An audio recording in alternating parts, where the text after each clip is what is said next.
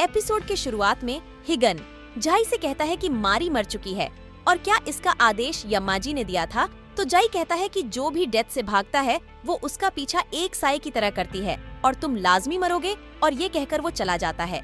दूसरी तरफ माइक ओजा के एम्प्लॉय से मिलने जाता है और वो फोन पर एम्मा से कहता है, क्या तुम्हें वाकई लगता है कि ओजा का एम्प्लॉय यहाँ रहता है?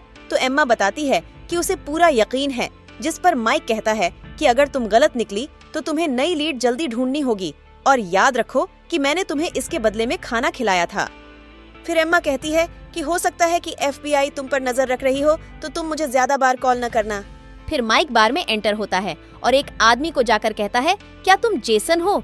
दूसरी तरफ आस्था बताती है कि कोई ओजा सिटी में घुस गया है। तो बिग डी पूछता है कि वो कौन हो सकता है। तो आस्था बताती है कि ये अभी उन्हें नहीं पता। तो दूसरा निंजा कहता है, चलो हम सभी एक्साइल्ड निंजा को सबक सिखाएं।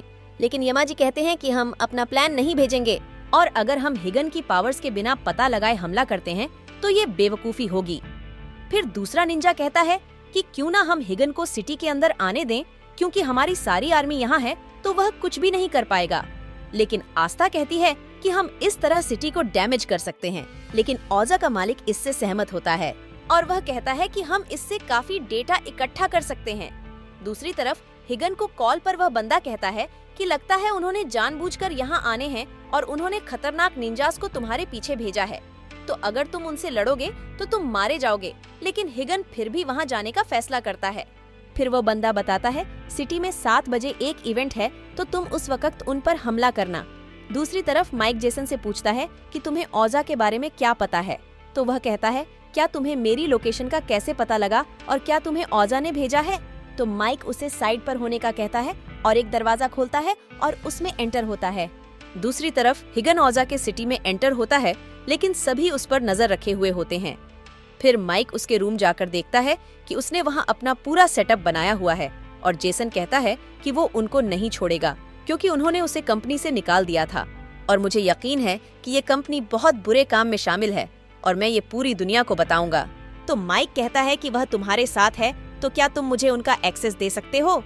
तो जेसन कहता है कि अगर वह ऐसा करता है तो उसकी जान को खतरा हो सकता है।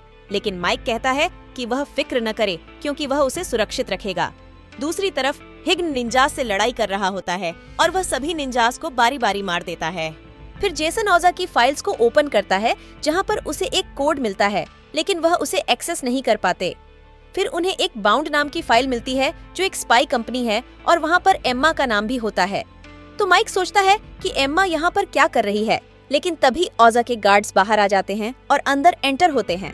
माइक उन्हें डिस्ट्रैक्ट करता है और बाहर कार में बैठकर भाग जाता है।